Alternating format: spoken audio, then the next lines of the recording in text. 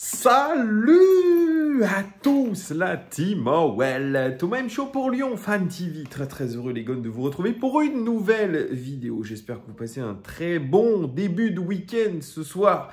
C'est le match tant attendu entre l'Olympique Lyonnais et le RC Strasbourg. Ça sera 21h. Nous, on sera en live dès 20h pour le fameux triptyque des soirs de match. Vous en avez l'habitude avant match mi-temps. Débrief avec toute la team. Merci d'ailleurs de votre fidélité. N'hésitez pas à vous abonner, très important. N'hésitez pas à liker cette vidéo et mettez un petit commentaire aussi, ça fait toujours plaisir. Et on lit évidemment tous vos commentaires qui sont les bienvenus, qui sont souvent très pertinents. Merci de votre fidélité au nom de toute l'équipe.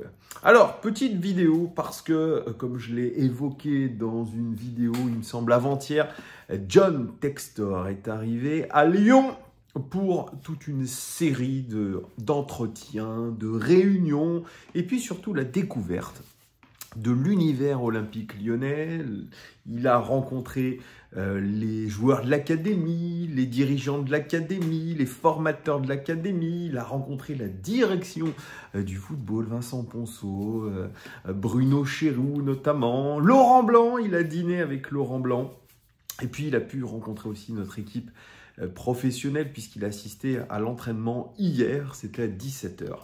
Avec Jean-Michel Aulas, voilà, donc c'était vraiment le tour du proprio, le tour des popotes pour le futur grand dirigeant de cet Olympique Lyonnais, qui est John Textor, parce que, bon, je dis futur grand dirigeant, mais en tout cas c'est le nouvel homme fort de cet Olympique Lyonnais, puisqu'il a racheté le club après des grandes péripéties, et il a fait une petite conférence de presse avec Jean-Mimi, voilà, pour se présenter aux journalistes présents. Alors, il y avait des journalistes du Progrès, il y avait des journalistes de Canal+, il y avait des journalistes d'Olympique et Lyonnais. Bon, bref, il n'y avait pas Lyon Fan TV.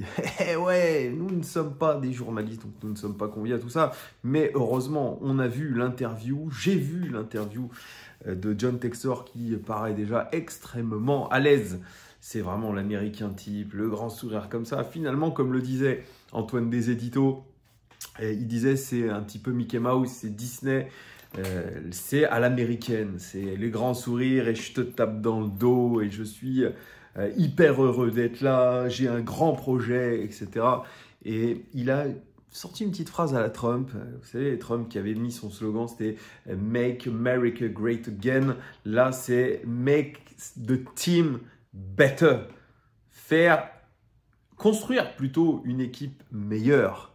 Et ça, c'est déjà le slogan de John Textor. Alors, il nous a parlé un petit peu de tout ce qu'il avait fait dans la journée, ses différentes rencontres, et notamment en parlant de l'académie en disant qu'on avait la meilleure académie du monde, évidemment, ça va de soi.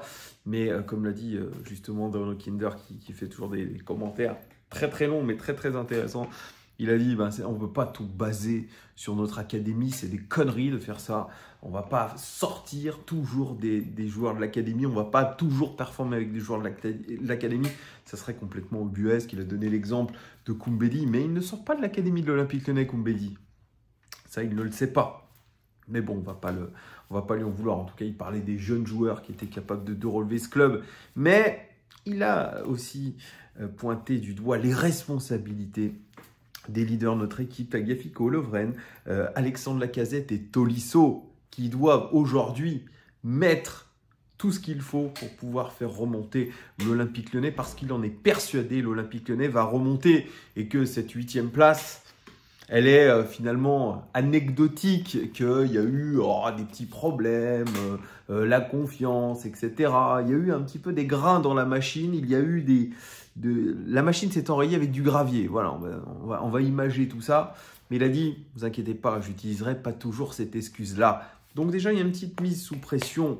La deuxième mise sous pression, c'est que les gars, vous allez remonter. Vous allez remonter au classement, je vous le dis. On a une deuxième partie de saison à faire dès demain. Donc c'est-à-dire aujourd'hui, face au RC Strasbourg, entamer la remontada. On a 5 ou 6 matchs qui arrivent, il l'a dit, contre des équipes qui sont moins bien classées. Et il va falloir gagner ces matchs. Il va falloir se retrousser les manches, mais il y croit. John Textor, il y croit dur comme fer, que nous allons remonter Il dit qu'on a une équipe talentueuse. On a tout ce qu'il faut aujourd'hui pour pouvoir faire du beau football. Essayer surtout de montrer une autre image de l'Olympique Lyonnais parce qu'il est venu là, non pas pour le business. Il a dit, je veux parler football. Et quand on parle football, eh bien on parle classement, on parle acquisition de joueurs, on parle d'un groupe. Il a dit, franchement, je suis là pour que l'équipe progresse et pour qu'elle gagne des titres. Il est venu là avec de l'ambition. Alors certes, ce sont des paroles pour l'instant, mais il a dit, voilà, moi j'ai vu des choses. J'ai vu des choses, je suis là pour m'entretenir pour l'instant, voir ce qui va être, voir déjà comment est organisé le club. Alors ça c'est étonnant, moi je pensais quand même qu'il avait déjà vu à peu près l'organisation du club. Non, là il l'a vu vraiment. Il a dit, je ne suis pas venu là pour prendre des décisions tout de suite, je suis venu là pour observer. Enfin, j'espère qu'il va observer très rapidement et surtout prendre des vraies décisions. Alors lui, il dit, moi, mon partenariat, c'est avec Jean-Michel. Jean-Michel, c'est un super mec, etc. Nanana. Donc on a le John Textor qui dit, voilà, il y aura des départs, c'est vrai, au mercato, mais chaque départ sera compensé par un joueur bien meilleur. Et bien, on le prend au mot, John Textor. On le prend au mot et on espère vraiment qu'il va nous ramener des meilleurs joueurs. Et puis, alors, il y a eu la prise de parole de Jean-Michel Aulas. Un peu plus coup de poing, qui parle de rendre fiers les supporters et surtout être digne des supporters qui supportent l'équipe depuis le début de la saison. Et il a dit, on va être obligé d'observer, être très attentif sur les prochains matchs, sur l'intensité mise par les joueurs. L'intensité mise par les joueurs. Il cible qui? Préparateur physique, responsable de la performance, Philippe Lambert, Antonin Fonseca. Vous êtes ciblé. Il a parlé d'intensité. Donc pour lui, pour Jean-Michel Aulas, l'intensité n'est pas là, n'est pas au rendez-vous. Et aujourd'hui, il n'y a plus d'excuses. Il y a eu une préparation pendant 1 mois et demi avec la Coupe du Monde. Il y a eu une pression aussi mise sur Laurent Blanc, qui est un entraîneur expérimenté et qui a une équipe aujourd'hui pour remonter, pour faire des résultats. Jean-Michel Aulas le dit. Il a dit qu'il faut arrêter aussi d'avoir des joueurs qui se complaisent dans les résultats. Finalement, il n'y a jamais rien qui les chagrine. Tout leur passe au-dessus. Eh bien, il a dit on sera extrêmement attentif sur les prochains matchs, sur les attitudes. Et moi, j'ai vu un Jean-Michel Aulas quand même un petit peu revival, un petit peu comme à l'époque, qui met la pression très clairement sur le coach et les joueurs en disant que ce n'était pas admissible de montrer ce qu'on montre actuellement. Donc, il va y avoir vraiment une attention toute particulièrement mise sur ça. On dirait, c'est bien avant qu'il fallait le faire et que la remise en question, elle doit venir aussi de sa part. Voilà, alors il y a eu des questions sur les départs possibles. Il a dit, oui, on ne va pas évidemment faire de difficultés pour les départs, mais les amis, ne croyons pas quand même qu'il va y avoir beaucoup de départs, parce que très peu de clubs sont intéressés par nos joueurs. On a parlé de Fèvre à Strasbourg, on a parlé là récemment de Damien Da Silva à Nantes.